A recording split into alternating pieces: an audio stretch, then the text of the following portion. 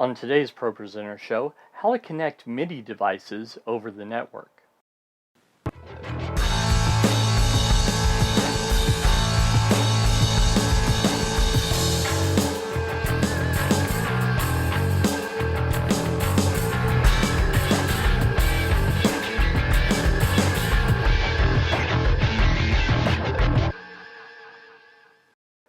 Hi and welcome again to the ProPresenter show. This is the show where I help you learn about ProPresenter.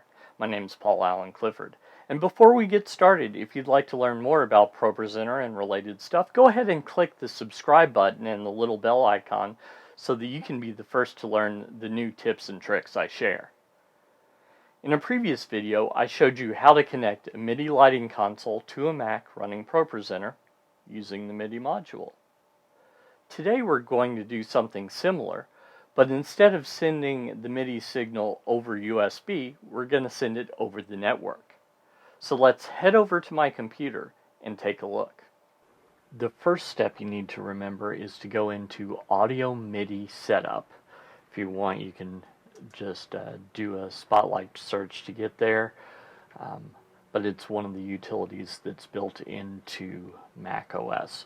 So here we are in Audio Devices, and the first thing we're going to do is we're going to ignore this. We're actually going to Window and then Show MIDI Studio. So click on that.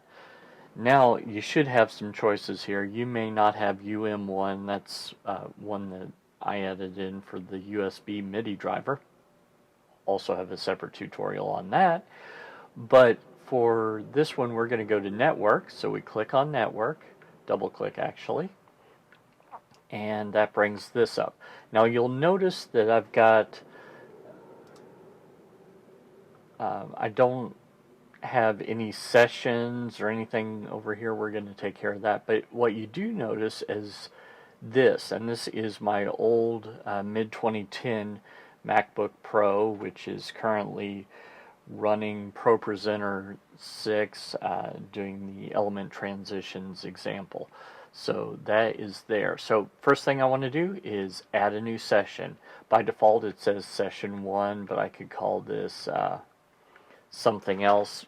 For this, I'm just going to call it Network MIDI, just so that it's obvious.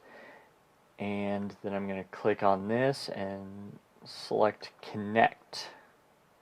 Okay, so that brings participants over here. By the way, you may need to change this from only computers in my directory to anyone here to make sure that that works.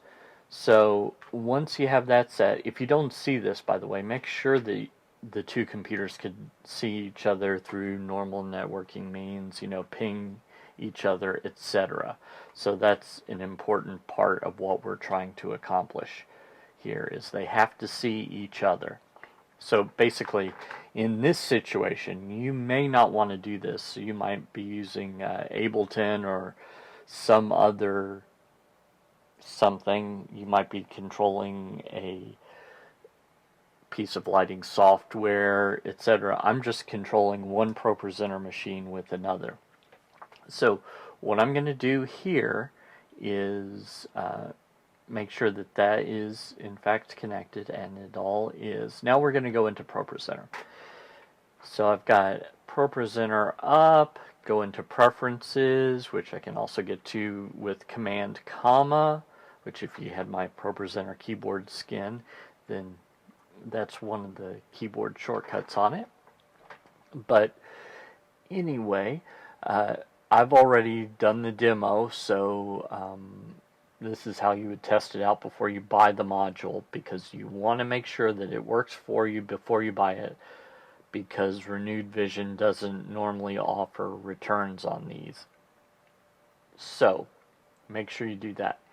So here we are in the communications module, which is a subset of the MIDI module. So I can add, well, it's a superset actually. The MIDI module is a subset of the communications module. So first I'm going to add a MIDI device, and we can call it whatever I want to, but it's the core MIDI device hardware behavior device, and then you'll see that I've got some different choices. I'm going to click this, network MIDI, and then click save. Now the next thing I need to do is click connect. So once I have done that, I should be good to go. Now, just for this demo, here's what I'm going to do. I'm going to control my other MacBook Pro with this MacBook Pro. So let's go into MIDI setup, and first thing I want to tell you, I don't think I've ever talked about this, is these numbers are a simple way to type in the MIDI notes. So see, this is C#2. If instead of C#2, if I wanted that to be C2, then I could type in 48. So that's how that changes. So you change them with the simple numbers, and that changes them over here.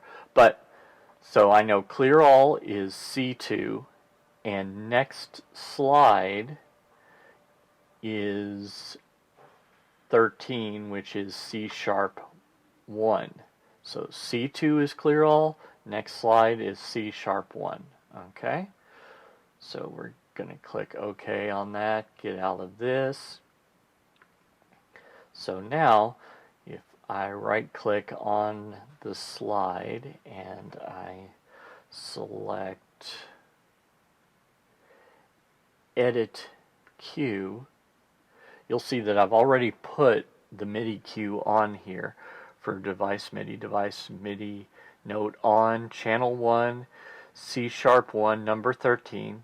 If you recall, that's next slide, and intensity 127. So I was testing this out. I kind of forgot to change the intensity from 0 to 127, and it didn't work at all, and I was utterly confused until I realized I'd made that mistake. So make sure you don't make that mistake. So as you recall, C#1, number 13 is next slide. And these are the default commands, by the way, so that's why the controller here, the control commands from this installation of Pro 6 can control the other installation of Pro 6. If I changed it, it wouldn't. So now if I right click on this, let's actually remove this MIDI cue just so I can show you how I added it. Add MIDI cue, communication MIDI, MIDI note on. So remember that what I want to do is I want the MIDI note, channel 1 is correct, I want C#2, which is clear all, and intensity 127. So click done, and now it should be the case that when I click on this slide, it clears. And when I click on this slide, it brings me to the next slide. So again, clear, next slide. See how that works? So the only connection between these two is over the network. Ideally, you'd want it to be a hardwired network, especially if there's several people at your church. Just, it's more reliable to be hardwired, so that's why I would do that. But that's a way that you could have control from one computer to another using the MIDI module in ProPresenter 6. For some lighting consoles and software, this is the only way to go. In other cases, you might have a cable run that makes a USB connection impractical, and this solves that problem as well. Don't forget to like, subscribe, and share, and if you like my t-shirt, you can get your very own copy at my Amazon merch store at tdm.fyi/tdmshirts. Until next time, this is Paul Alan Clifford from TrinityDigitalMedia.com and ChurchTechU.com, reminding you to go out and change eternity.